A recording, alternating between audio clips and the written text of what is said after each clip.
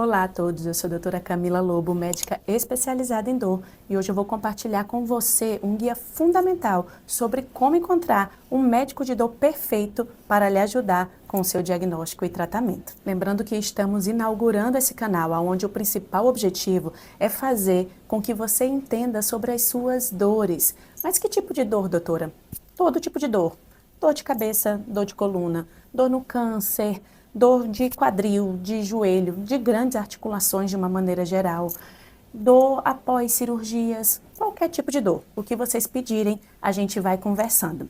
A gente vai trazendo para cá de uma maneira didática para que você que não é médico entenda sobre a sua dor, sobre quais são as possíveis causas e quais são as possíveis possibilidades de tratamento também. Mas antes de mais nada, já se inscreve no canal, curte o vídeo para de pouquinho em pouquinho o YouTube ir começando a reconhecer que a gente existe por aqui e entregando as nossas publicações para mais gente e mais gente receba informação de qualidade e a gente consiga ajudar mais pessoas por aí. Mas vamos lá ao motivo desse vídeo.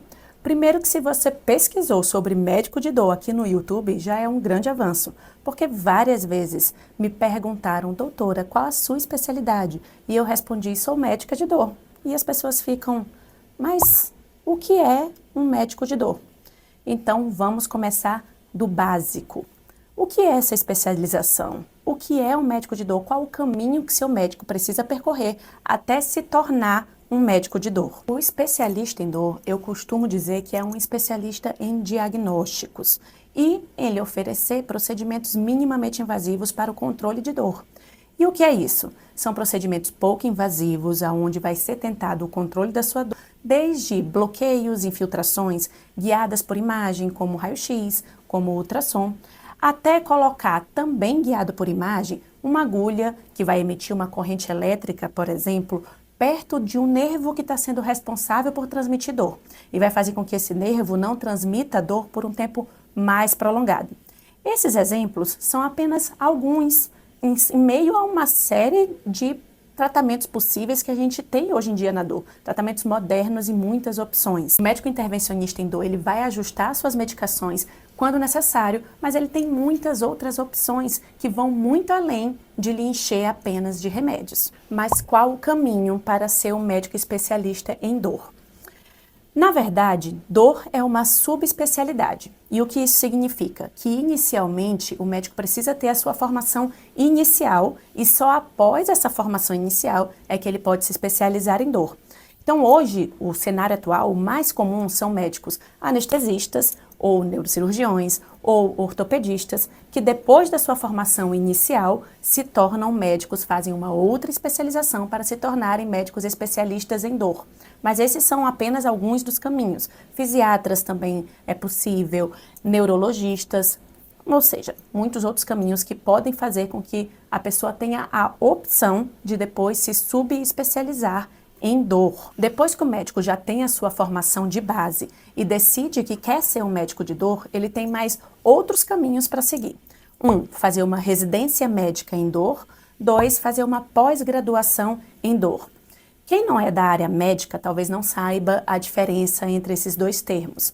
Residência médica é um período, às vezes de 1 ano, às vezes de 2, às vezes de 3 anos, aonde você vai ficar imerso dentro daquela especialidade, fazendo isso desde a hora que você acorda até a hora que você vai dormir, num processo de um estágio muito intenso, onde você convive com aquela especialidade o tempo inteiro. Isso é a residência. A pós-graduação é quando o médico já tem aquela também a sua especialidade base, assim como para a residência médica, mas ele vai se dedicar num final de semana do mês a ir até o local onde ele faz pós-graduação e no final de semana aprender mais sobre o controle de dor. Essas são as diferenças. Na residência, o médico está o tempo todo imerso durante 1 ano, 2 anos, 3 anos. Na pós-graduação, um final de semana por mês e também vai variar, às vezes 1 ano, às vezes o médico termina a primeira pós-graduação e faz outra pós-graduação em busca de obter mais conhecimento na formação em dor. Para que vocês entendam melhor, vou falar um pouco como foi a minha trajetória dentro da dor. Então, primeiro eu fiz os 6 anos de medicina, já era médica, ok. Depois fiz mais 3 anos de anestesia no IANSP. Depois eu fiz mais 1 ano de residência médica em dor na Unifesp. à Universidade Federal de São Paulo. Depois eu fiz mais 2 anos de fellowship num esquema de residência médica de intervenção em dor, para aprender mais sobre procedimentos de tratamento de dor guiados por ultrassonografia e guiados por raio-x.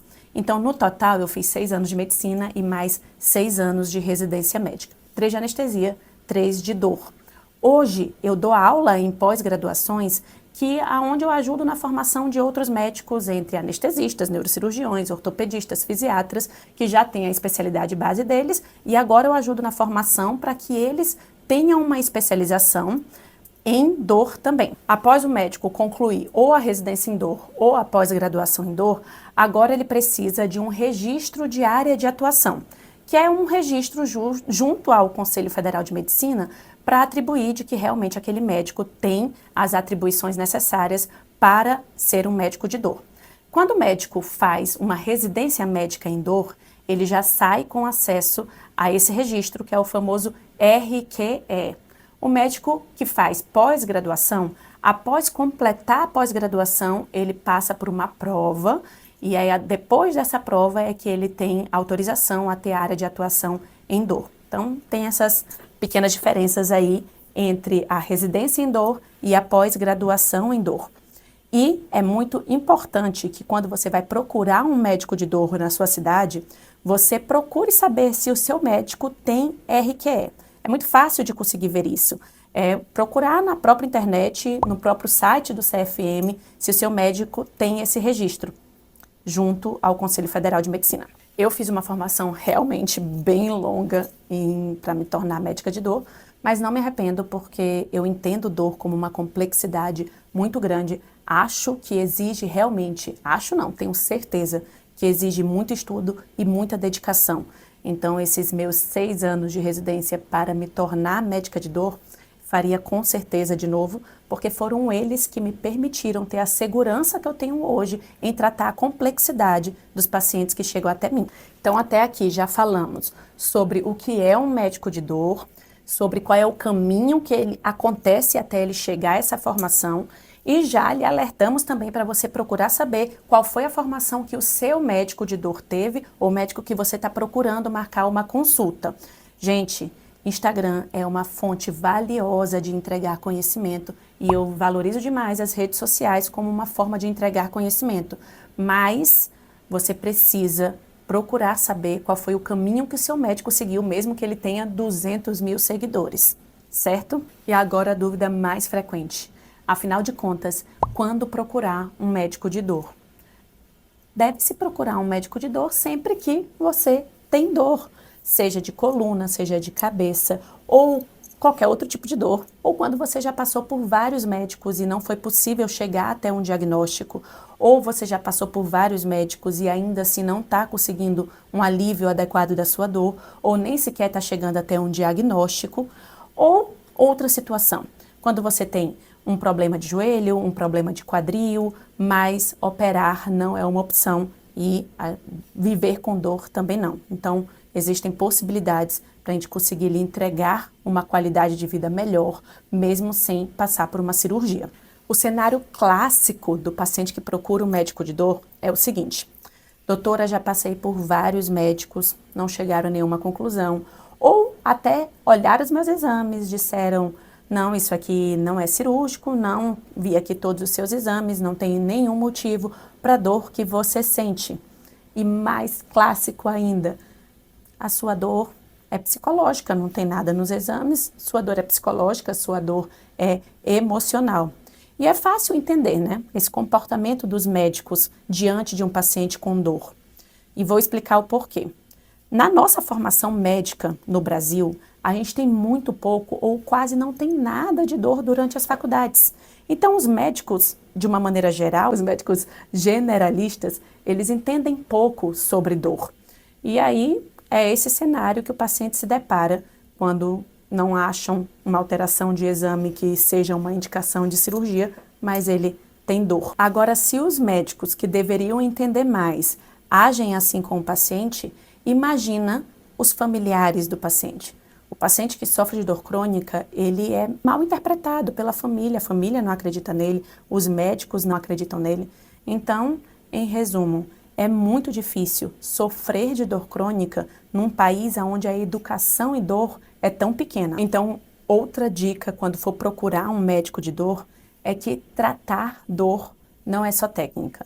Técnica é muito, muito importante, mas empatia também é. Saber acolher o paciente, saber escutar ele, examinar ele, tocar nele.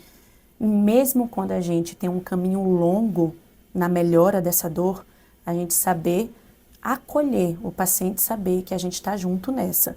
Isso faz toda a diferença. Eu acho de verdade que esse espaço da internet é importantíssimo para a gente deixar informações muito valiosas e conseguir alcançar muitas pessoas e ajudar muita gente por esse mundão afora. Então, se você não conhecia a especialidade dor, a especialidade do médico de dor, ou se conhecia, mas não sabia como escolher, não sabia qual caminho para se tornar e como avaliar se esse médico tem uma boa formação, espero que esse vídeo tenha lhe ajudado. Então, encaminha, curte e ajuda a gente a crescer aqui e essa informação a chegar a mais pessoas. Se não segue a gente no Instagram, lá tem muita informação, já tem muito conteúdo produzido e me acompanha por lá também.